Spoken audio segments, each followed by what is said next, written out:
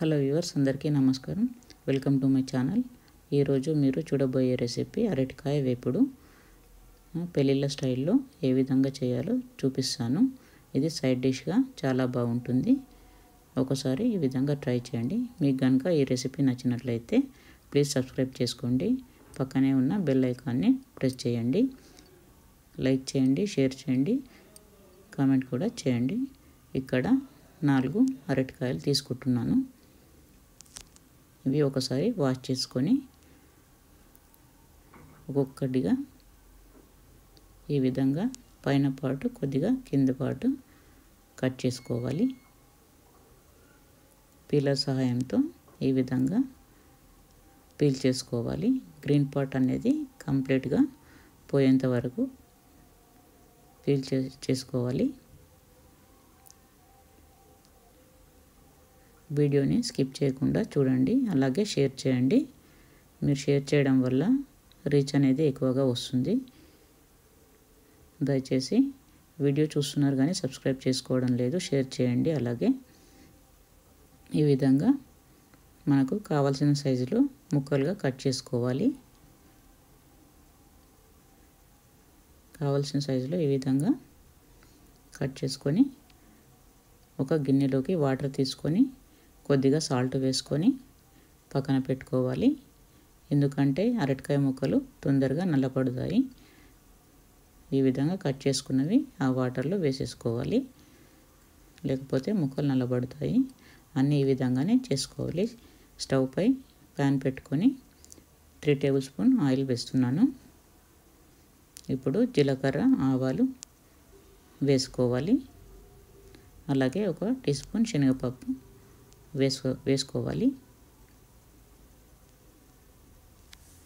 ఒక ఉల్లిపాయను తీసుకొని సన్నగా తురుముకొని వేసుకోవాలి. అలాగే 2 పచ్చిమిర్చి సన్నగా కట్ చేసినవి వేసుకోవాలి. ఈ విధంగా కలుపుతూ ఫ్రై చేసుకోవాలి మీడియం ఫ్లేమ్లో. 2 రెమ్మల కరివేపాకు కూడా వేసుకోవాలి. వీడియోని స్కిప్ చేయకుండా చూడండి. నచ్చితే లైక్ చేయండి. అలాగే 1/2 టీ స్పూన్ అల్లం వెల్లుల్లి పేస్ట్, కొద్దిగా పసుపు వేస్తున్నాను. అలాగే కొద్దిగా సాల్ట్ వేయాలి, ఉల్లిపాయలు త్వరగా మగ్గడానికి. ఇది స్టిక్కీగా కాకుండా డ్రైగా వస్తుంది. ఇప్పుడు వాటర్లోంచి అరటికాయలు ముక్కలు తీసుకొని ఇందులో వేసేసుకోవాలి.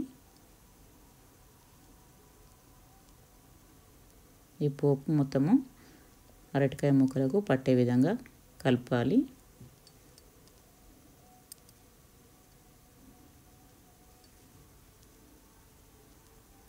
సబ్స్క్రైబ్ చేసుకొని వీడియో చూడండి వ్యూవర్స్.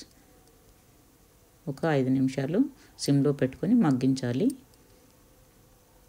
5 నిమిషాల తర్వాత కలుపుకోవాలి. ఈ విధంగా స్టిక్గా కాకుండా డ్రైగా ఏ విధంగా ఉందో చూడండి. ఇప్పుడు ఈ కర్రీకి సరిపడా కారం వేస్తున్నాను. కారంలో కొద్దిగా సాల్ట్ యాడ్ అయ్యి ఉంటుంది. ఇప్పుడు 1/2 టీ స్పూన్ ధనియాల పౌడర్, కొద్దిగా జీలకర్ర పౌడర్, అలాగే గరం మసాలా వేసి ఫ్రై చేస్తున్నాను. ఉప్పు సరిపోకపోతే చివరిలో వేసుకోవచ్చు. కారంలో సాల్ట్ యాడ్ అయ్యి ఉంది కాబట్టి కొద్దిగా వేశాను. ఎవరికి టేస్ట్ తగ్గట్టుగా వాళ్ళు ఉప్పు కారం అనేది వేసుకోవచ్చు. ఇప్పుడు కొద్దిగా కసూరి మేతి వేస్తున్నాను నలుపుకొని. ఈ కసూరి మేతి వల్ల కర్రీ మంచి ఫ్లేవర్ వస్తుంది. ఈ అరటికాయ వేపుడు ఆరోగ్యానికి చాలా మంచిది. ఈ విధంగా చేసి పెడితే పిల్లలు కూడా తింటారు. ఒక 5 నిమిషాలు ఈ విధంగా సిమ్లో పెట్టుకొని ఫ్రై చేసుకోవాలి. కొద్దిగా సాల్ట్ తక్కువ ఉంది కాబట్టి సాల్ట్ వేస్తున్నాను. ఈ టైంలో సాల్ట్ ఒకసారి చెక్ చేసుకోవాలి.